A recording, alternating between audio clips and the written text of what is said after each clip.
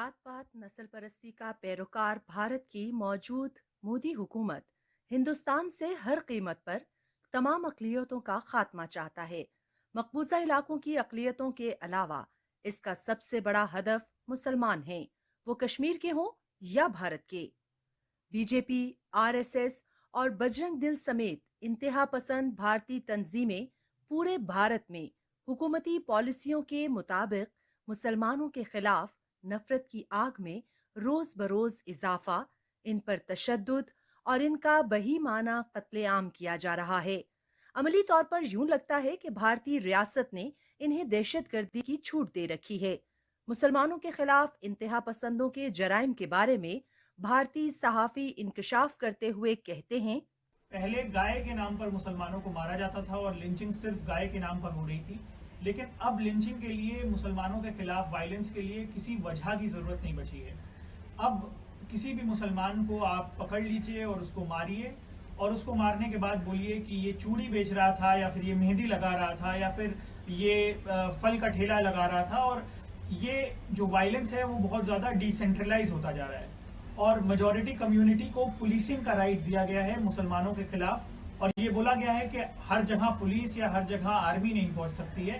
इसलिए आप अपनी जगह पर पुलिस और आर्मी का काम कीजिए, और आप देखिए कि कहीं घुसपैठिए तो आपके इलाकों में नहीं आ रहे हैं। जबकि भारतीय मुस्लिम बाशिंदों का इंतहा पसंदों की इनके खिलाफ जब्र की कार्रवाइयों के बारे में कहना है, यहाँ पर ये दाढ़ी वाला देखते हैं, कोई मजलूम टोपी वाला देखते हैं, कोई लड़की देखते हैं, बुर्के वाली देखते हैं। पहले तो ये हमें हमारे मजहब को लेके टारगेट करते हैं, हमें कटमुल्ला कहकर, हमें मुल्ला कहकर, और मुझे तो बहुत ज़्यादा टेंट हाउस वाली कहा जाता है, क्योंकि मैं मुस्तकिल इस तरह अबाए वगैरह में गाउन में रहती हूँ। कहीं भी निकलने से पहले सोचना पड़ता है कि कैसे निकला जाए, कहीं यहाँ पे मेरी लिंचिंग तो नहीं हो जाए, क्योंकि मैं एक समुदाय विशेष से आता हूँ और नाम मुस्लिम होने से या फिर कोई विशेष पहचान होने से मेरे साथ भी ऐसा हो सकता है। हिंदुइज्म के नस्ल परस्ताना जराइम के बारे में आदादो शुमार बताते हुए बीबीसी ने एक मुख्तसर रिपोर्ट जारी की, जो न सिर्फ चश्मकुशा बल्कि मखसूस इलाकों की निशानदेही भी करती है।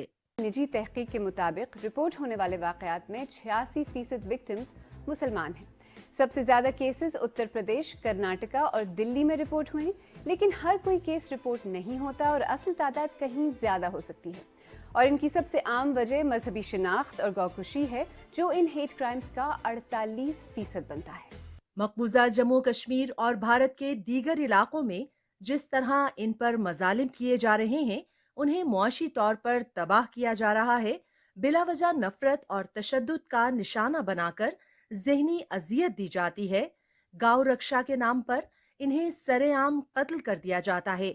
मुसलमानों को दरपेश चैलेंजेस का जिक्र करते हुए नामवर भारतीय सहाफी और तज्जियाकार इनकी निशानदेही कर रही हैं। हिंदुस्तानी जो मुसलमान है वो एक तरीके से नहीं बल्कि 3 तरीके से वो परेशान होता है। इसको हम कहते हैं पॉलिटिकल साइंस की लैंग्वेज में ट्रिपली मार्जिनलाइज। पहले वो मार्जिनलाइज होता है और परेशान होता है चूंकि वो गरीब है, दूसरी वजह से वो मार्जिनलाइज होता है क्योंकि वो अकलियत है, और तीसरी वजह से वो मार्जिनलाइज हो रहा है क्योंकि जो मेजॉरिटेरियनिज्म है उसका जो प्रेशर है वो हमारे डेमोक्रेटिक इंस्टीट्यूशंस को कमज़ोर कर रहा है। तो अगर आप मुझसे शॉर्ट आंसर मांगेंगे तो मैं कहूंगी कि बेशतर मुसलमान गैर महफूज महसूस कर रहे हैं। भारतीय फौज ने नागालैंड में कोयले की कानकुनों की गाड़ी पर हमला करके दर्जनों बेगुनाह कारकुनों को कत्ल कर दिया।